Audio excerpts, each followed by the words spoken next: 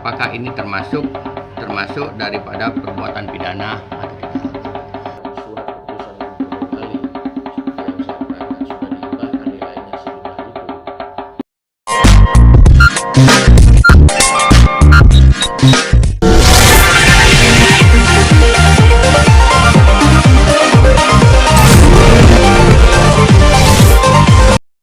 Pemirsa, Kepala Dinas Pemajuan Masyarakat Adat Provinsi Bali, I Gusti Agung Ketut Kartika Jaya Saputra SH, hadir sebagai saksi ahli di persidangan Tipikor Denpasar dalam perkara dugaan korupsi di LPD Anturan yang dilakukan oleh terdakwa NAW, Ketua LPD Anturan, Buleleng, Bali, Rabu, tanggal 15 Maret tahun 2023, pukul 12.30 WITA.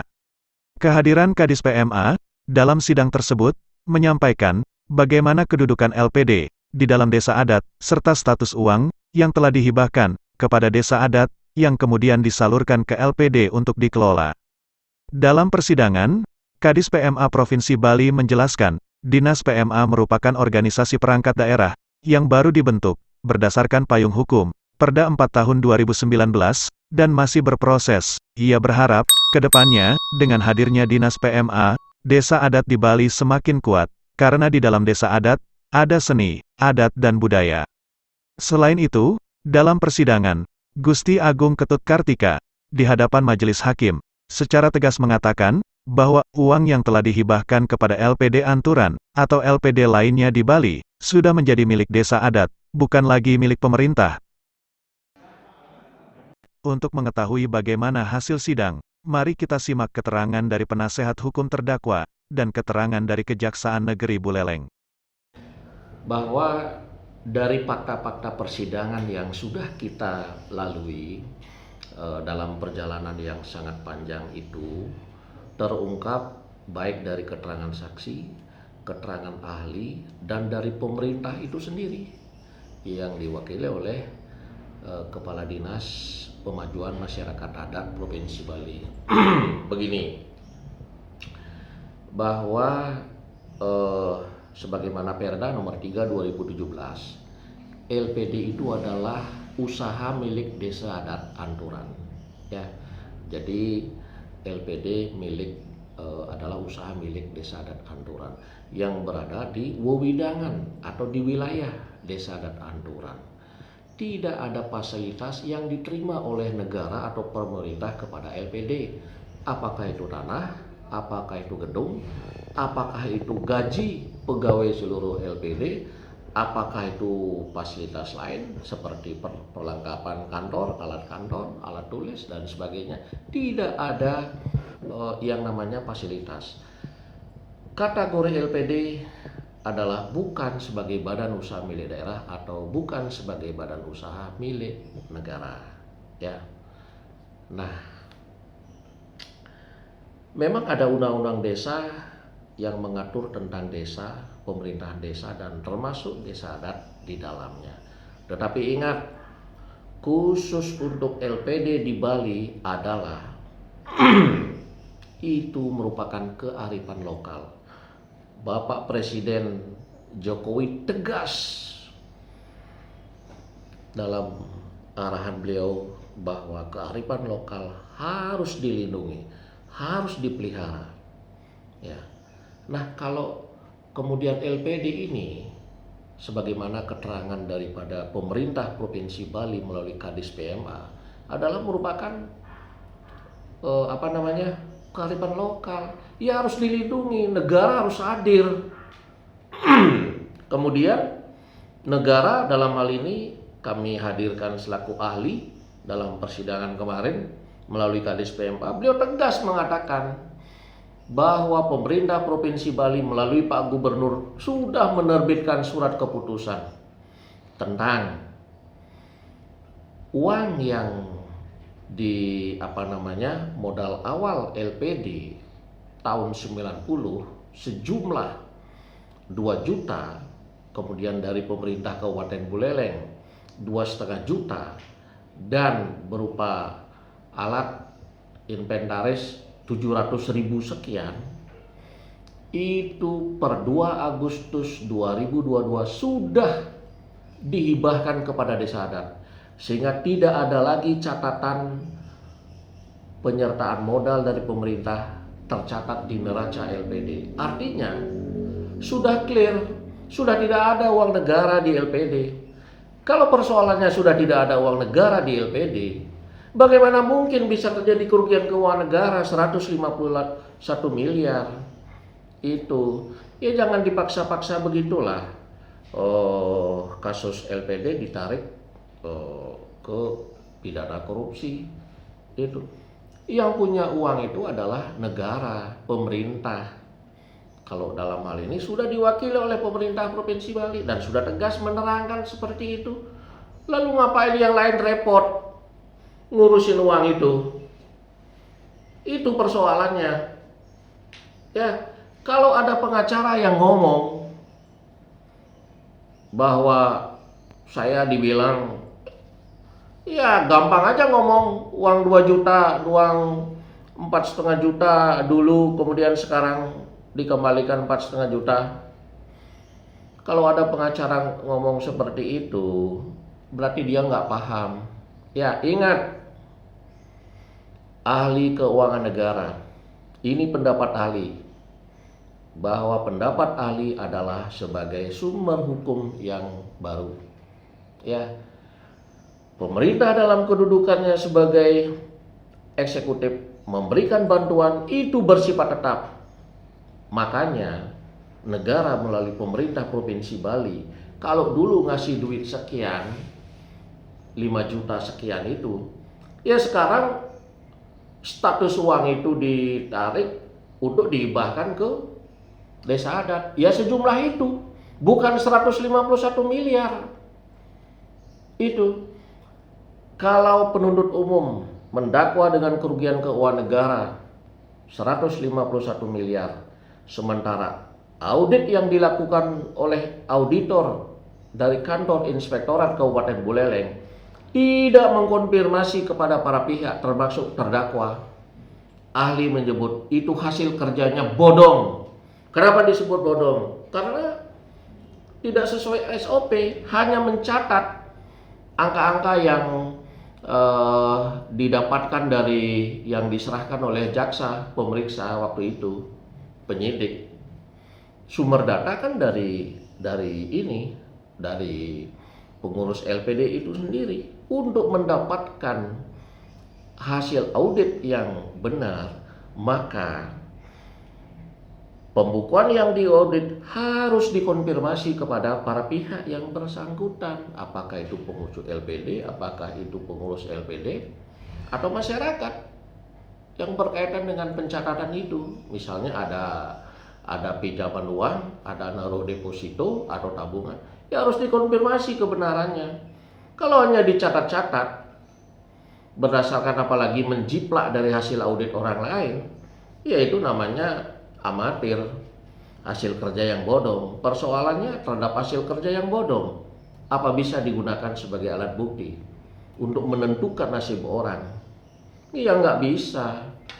Ya, jadi harusnya persoalan ini sudah clear bahwa ini adalah bukan pidana korupsi. Karena masalahnya jujur saja, yang punya uang itu kan negara. Pemerintah Provinsi Bali itu adalah kan negara. Ya, yang ngasih duit dulu itu kan pemerintah Provinsi Bali.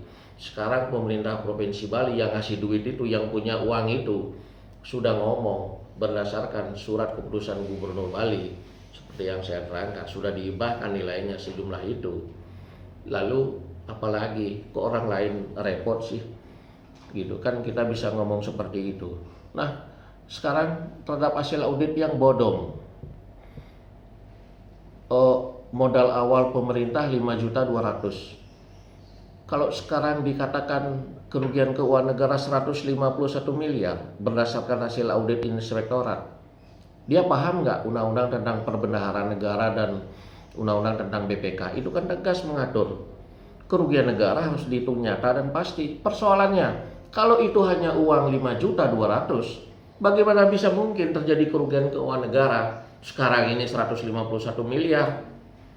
Itu ingat, hukum acara kita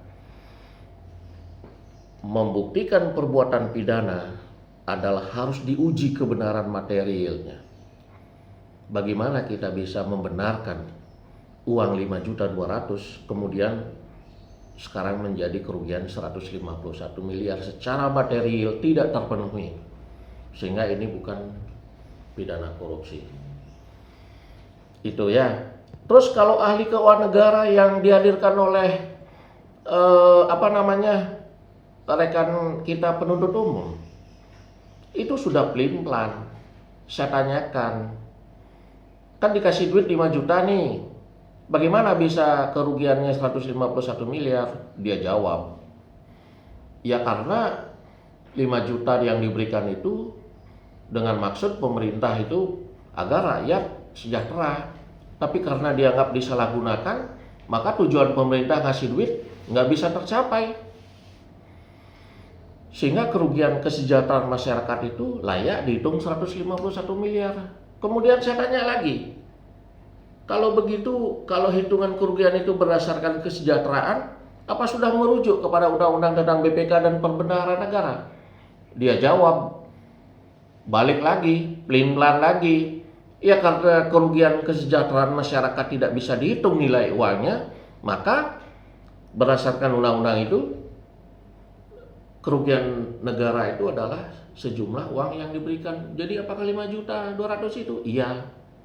Itu kan sudah lemah itu pembuktian dari ahli keuangan negara yang dihadirkan oleh jaksa penuntut umum. Jadi seperti itu ya. Kalau memang itu adalah kerugian keuangan masyarakat, ya proses pidananya adalah pidana umum. Ya kan, kalau memang kita akui kita bagian dari negara. Tetapi karena kan ada lex specialis kan. Kalau dalam Undang-Undang Nomor 1 2013 tentang lembaga keuangan mikro, jadi terhadap LPD itu berlaku hukum adat. Ini lex specialis.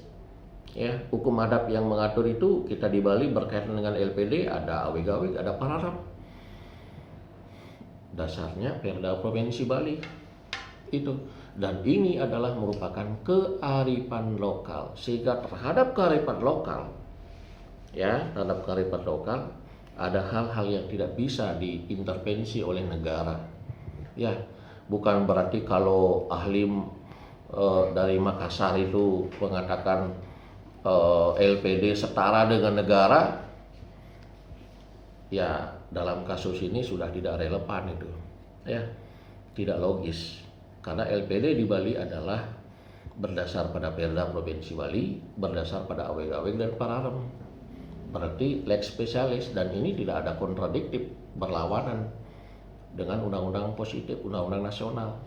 Jadi karena ini adalah kearifan lokal, maka harus dilindungi. Pak Presiden sudah mengisyaratkan kearifan lokal itu harus dilindungi. Jadi begitu ya, terhadap proses pembuktian kasus LPD Anturan, saya tetap optimis kalau memang penegak hukum dan peradilan bertindak independen, profesional, proporsional, maka kasus ini adalah bebas, bukan merupakan tindak pidana. Bukan berarti kita melindungi atau hukum harus dikesampingkan, bukan berarti begitu. Hanya dalam proses penegakan hukum ini jangan salah kamar. Itu maksudnya. Kita sepakat menghukum orang bersalah, tapi proses hukumnya juga harus benar. Demikian, terima kasih. Dalam peraturan keuangan negara di pasal 3 disebutkan bahwa keuangan negara itu termasuk suatu lembaga yang diberikan kewenangan untuk mengelola uang masyarakat. Jadi uangnya itu adalah termasuk uang yang negara.